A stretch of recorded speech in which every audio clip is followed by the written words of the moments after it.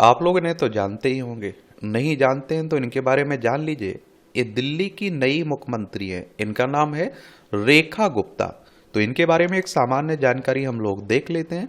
देखिए, ये दिल्ली है, केंद्र शासित प्रदेश है। विधानसभा में 70 सीटें हैं, राज्यसभा में 3 सीटें, लोकसभा में 7 सीटें हैं। और अभी हाल ही में आपने देखा होगा कि यहाँ विधानसभा चुनाव हुए थे और भारतीय जनता पार्टी को बहुमत मिला। भारतीय जनता पार्टी की स्थापना 1980 में हुई थी। और देखिए, विधानसभा के चुनाव कौन करवाता है? इलेक्शन कमीशन ऑफ इंडिया, भारतीय निर्वाचन आयोग, एक संवैधानिक संस्था है। संविधान के अनुच्छेद 324 के तहत चुनाव आयोग की स्थापना की बात की गई।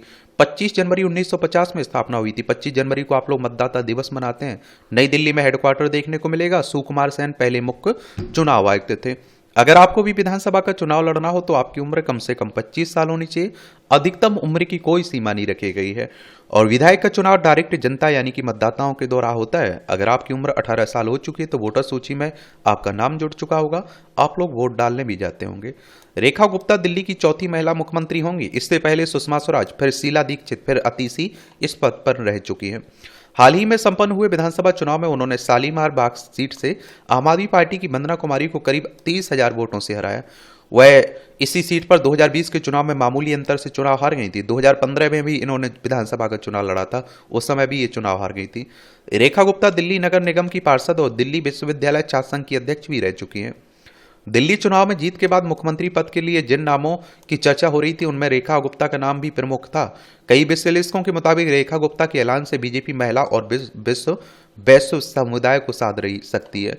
और देखिए, अभी तक जहां भी सरकार है बीजेपी की, महिला मुख्यमंत्री कोई भी नहीं है, इसलिए कहते हैं कि महिला मुख्यमंत्री बनाएगी। उन्होंने अपने राजनीतिक करियर की शुरुआत दिल्ली यूनिवर्सिटी में अखिल भारतीय विद्यार्थी परिषद के साथ शुरू की, जो आरएसएस का सहयोगी संगठन है एक तरह से, जिसे आप लोग एबीपी के नाम से जानते हैं। किसके नाम से जानते हैं? एबीपी, अखिल भारतीय विद्यार्थी परिषद। 9 जुलाई 1949 में इसकी स्थापना हुई थी। 1996 में वो दिल्ली विश्वविद्यालय छात्र संघ की अध्यक्ष बनी। 2007 में भी दिल्ली के उत्तर पीतमपुरा की काउंसलर भी बनी। रेखा गुप्ता दिल्ली बीजेपी महिला मोर्चा की जनरल सेक्रेटरी भी रह चुकी हैं।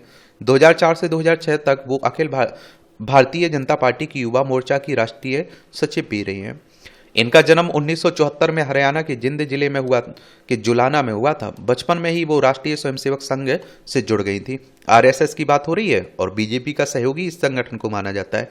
बीजेपी में जो टॉप सीज के लीडर है ना, वो आरएसएस से ही निकल के आए हुए हैं।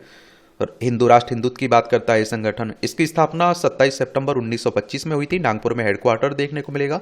केशव बलराम हेडगेवार फाउंडर थे इसके, किसके? राष्ट्रीय स्वयंसेवक संघ के। उन्होंने दिल्ली विश्वविद्यालय से बीकॉम और एलएलबी किया है। 1998 में उनका विवाह दिल्ली के रहने वाले मनीष गुप्ता से हुआ। चुनाव आयोग में दाखिल उनके हलफनामे के मुताबिक साल 2023-24 में वित्तीय वर्ष में उनकी कुल आय 6,92,050 रुपये बताई गई, जबकि इसी अवधि में उनके मनीष गुप्ता की आय, ये आप देखिए, 97,33,570 रुपये बताई गई है। तो यही कहानी है किसकी? दिल्ली की नई मुख्यमंत्री और रेखा गुप्ता की।